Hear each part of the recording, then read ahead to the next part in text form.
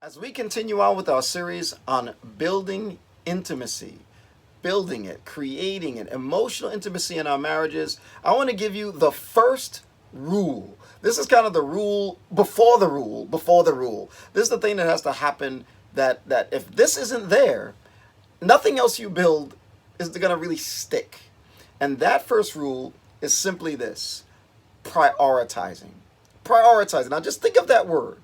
Prioritizing simply means this: it's to designate or treat something as more important than other things. That ability to look at a few things in your life, relationships in your life, things you have to do, your kids, this, that, how much did you grab your mask, everything else, and then say, wait a minute, what is most important in this next 24-hour period? What is most important for this year? And say, okay, this is number one, this is number two, three, four, five, and of course there's a whole bunch of ones that you can squeeze in when you can. If you have that on straight, you will build emotional intimacy. And look, as disciples, we all know that priority is number one. We have surrendered our lives. God is number one in our lives. Yes. But the radical teaching that in this short life we've got, our husband, our wife, is number two, and that's on this earth. In terms of people, there is no person more important, biblically speaking, than your spouse, which is pretty intense. The Bible backs that up in a million different ways. Sometimes prioritizing can be defined also as this: determining the order for dealing with a series of items or tasks according to their relative importance. In other words, it can also just be simply as you go through a schedule, whole bunch of things you got to do. You got to do A, you got to do Z. It's figuring out, man, what do I need to do first so that I can get everything else done? That's in that same family in terms of how you move through time. You got to make that your priority. What is my first priority when I wake up in the morning? Second thing I do, the third. And it's funny, even very good things, if they're not in the right priority, become really evil things. If something that's a low priority ends up moving up to the top, that's a recipe for disaster spiritually, in your marriage, in your relationship with your children. Those priorities really do make your life sacred, or they can make your life very, very struggling, and in your marriage, very, very struggling and very sinful. But here's the challenge. We can go in saying, okay, I got it. God is number one. This man, this woman is number two. And then what happens is life. Life comes. And life has this weird way of wearing us down. I think it's the repetition, it's the moving, it's the going, it's the Zoom. You got the Zoom. Did you get the Zoom? I didn't know I had to dress for this. You go through all this kind of stuff. And life is like a big arm taking all of our neatly arranged priorities, and it just kind of shakes them all up like this. And we're left with, and we've got to always go back and put the priorities back where they need to be. Where we realize on this short life we've got, our number one priority is God, and in this earth is our spouse. That is a challenge to keep as our priority. Yes. But life does wear us down. Right. Life, the stresses, especially now in 2020, and if you have children that are home, if you have a work schedule now that you're working from home, if you have conference calls and meetings, and you still have to cook and do groceries and shop and take care of your home and do laundry. Bring your mask. And don't forget your mask, which we've done. I had to turn around and come back home and get. It can get hard to decide and to prioritize. What happens is we start dealing with the urgent, the things that are absolutely like pressing on us, and we can forget about the important things, and they can fall down to the bottom of our list because they're important, but they're not urgent. So look, here's the goal. Not letting the world's agenda, the world's crisis, the world's sin, the world's busyness, even our kids' agenda, our kids' business, even our jobs, even the amount of Zoom meetings we need to have, not letting that set the agenda for your life and especially your household. You set the agenda of your household. In 2020, it's about realizing that you've got to make it work according to what is important to you as a man and as a woman, and to that person that you love and have devoted your life to. We have a lot of excuses. I'm busy. I'm busy. I got to work. I got kids in the house. I ain't got no kids in the house. Like we seem to come up with a billion reasons why, when life messes up our priorities, we don't kind of fight to keep them back in order.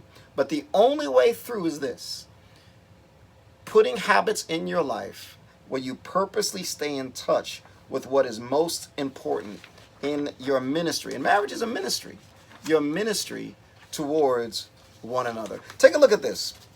I'm going to look in Luke chapter 10 and verse 38. I think one of the best examples you can ever find about how to have a great marriage, and I think it's why Paul said, husbands, love your wives as Christ loved the church, is you learn a lot about how God interacts with his people in terms of what makes marriage work. So look at this interaction. Look at Luke 10 and verse 38. As Jesus and his disciples were on their way, he came to a village where a woman named Martha opened her home to him. She had a sister called Mary, who sat at the Lord's feet listening to what he said. But Martha was distracted by all the preparations that had to be made. She came to him and asked, "Lord, don't you care that my sister has left me to do all the work by myself? Tell her to help me." "Martha, Martha," the Lord answered, "you are worried and upset about many things, but few things are needed, or indeed only one. Mary has chosen what is better, and it will not be taken away from her." Martha, Martha. Two choices. Martha started that event to get the Lord in the house. She was the one who invited him. She's the one who started it.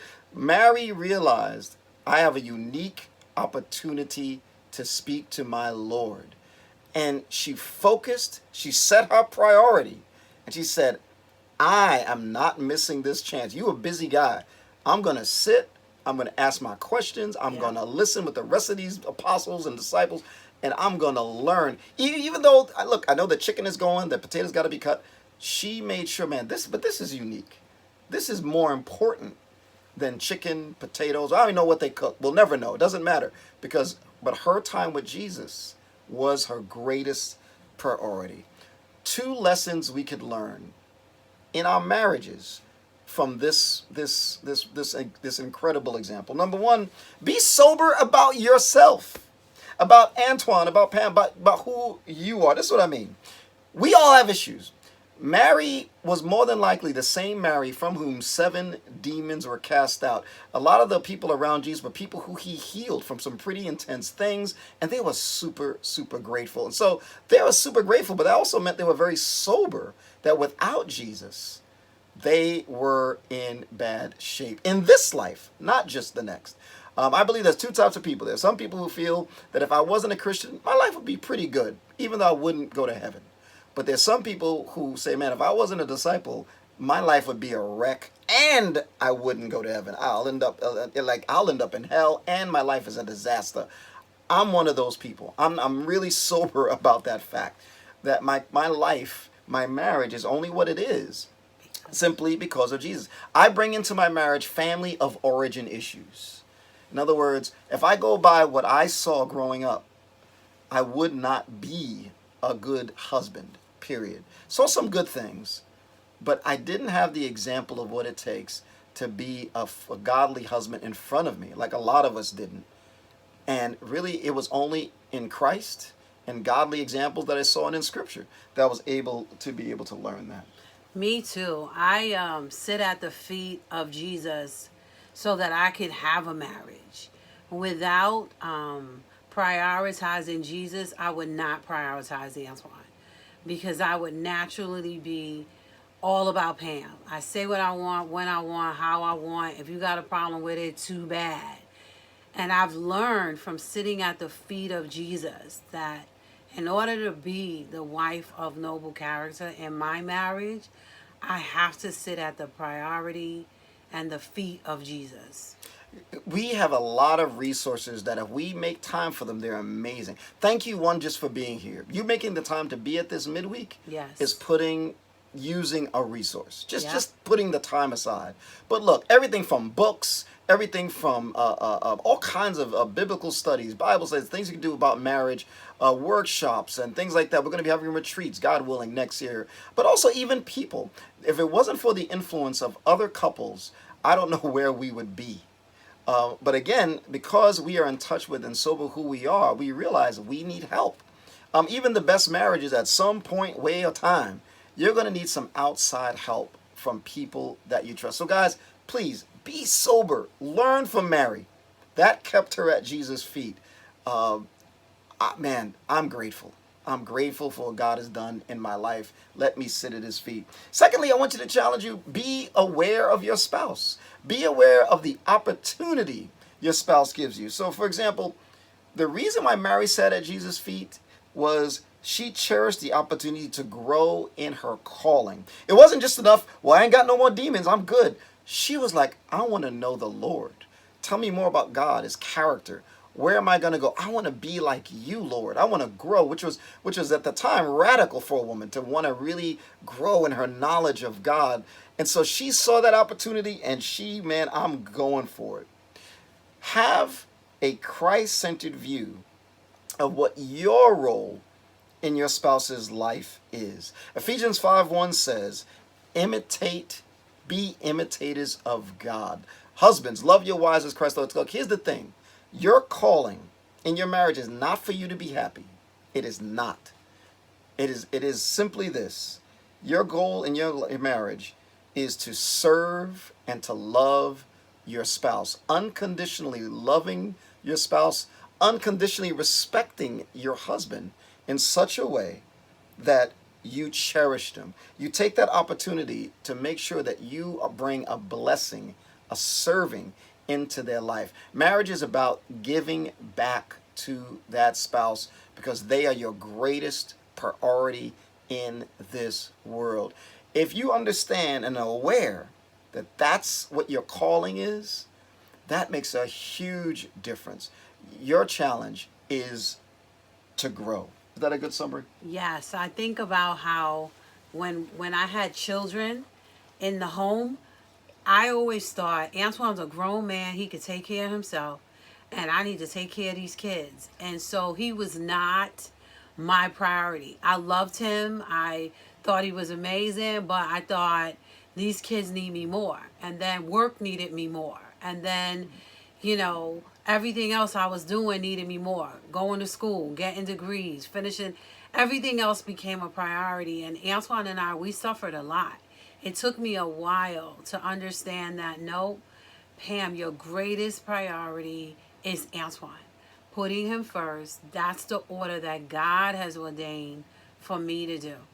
Every single day, realizing that, man, my role is to bring a blessing into that man or that woman's life. Yeah. It will revolutionize your marriage if it's a decision that's done daily. And look, we fall short. We got to catch ourselves, but coming back to that decision really, really is powerful. Look, a quick question. When you think about just this week, what special thing can you do this week that will show your husband or your wife they are unique and irreplaceable? Could it be that this week you do something like write them a love letter? Maybe this week you could serve them in some way that they didn't expect. Maybe this week you could just verbally really decide to encourage them about something or go on a special event coming up, something creative. But think about those kinds of things and you're kind of in the right family of where we need to be in terms of the opportunity. What does my husband and my wife need in these troubled times so that our home is a blessing to their lives? So look, all of this takes choosing and prioritizing our marriages and a daily creative battle with the one commodity, the one, if you could call it a thing, that we all have is time. If we're breathing, if we're alive and conscious, we equally have the same amount of time. So this, I'm too busy, is irrelevant. We all have the same amount of time. Are we going to choose Mary's way? Or are we going to get distracted, filled with worry and anxiety, and miss the opportunity? And I want us to share something that I think will be a great tool for understanding that. One of my roles as a marriage counselor is I get a chance to be exposed to a lot of sort of practical tools that will help. And one discovery they had was something called, well, not discovery, something they just noticed. The couples that did well, they actually called this, nicknamed it at first, the magic 5 hours. And then they moved it up to 6 a little bit later. But they realized there's a bare minimum amount of hours that every couple that reported doing really well, that they invested a certain amount of time. And this is the bare minimum, mind you. This is not like max. This is like, if, in other words, if they didn't put in this time, their marriages weren't as happy, as connected, as emotionally intimate as they could be. But it wasn't a lot of time. It was literally 6 hours of time. Describe some of those, huh? 6 hours to a better relationship. Partings. 10 minutes a week asking questions to learn about what your spouse has planned for the day ahead. Then 2, reunions. 1 hour and 40 minutes a week. When you come together at the end of the day, share a hug or a kiss that lasts 6 seconds. We go right there. So remember, we say 10 minutes a week. That's a few minutes every day. And it adds up to 10 minutes a week. So that means a couple of minutes every single day before when you leave for the day. If you add it all up, it's 10 minutes a week. But go. Appreciation and admiration, 35 minutes a week. Noticing and speaking positive words to each other. Affection, 35 minutes a week. Spend 5 minutes a day embracing each other. Physically embracing. Then there's the State of Union meeting.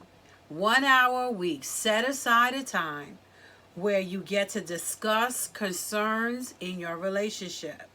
This provides a time to share and be heard by each other. And then there's date night. 2 hours a week where you spend time relaxing and a romantic time turning towards each other to stay connected. This adds up to the best 6 hours you can prioritize in your week. John Gottman's tried and true ideas for prioritizing each other to form an emotionally connected friendship. So as you look at that image, those 6 hours really make the difference in growth that sticks. Now, of course, this is not counting prayer. This is not counting all the spiritual resources. This is just kind of a bare minimum in terms of investing in time. And Lord knows, I've seen couples that pray together but have no fun together. I've seen couples that make sure to read their Bible, but they don't deal with issues in their marriage. And they kind of feel like, man, but I'm a Christian, everything should be going great. But look, there are principles and there are callings that we've got to invest in our spouse wisely. And we got to figure out what that is. So look, at this time, what I'd like you to do is if you could just take a minute and just sit, you can pray, and then I would like you to write down one thing that stood out to you from what we shared before we hear from some couples about what helped them keep their marriage a priority during these times. So let's pause and pray.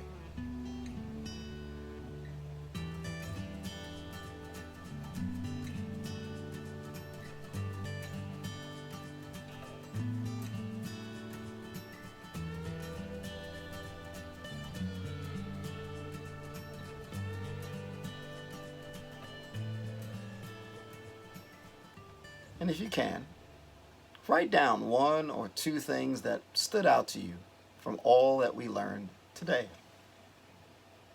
See if you can write it down.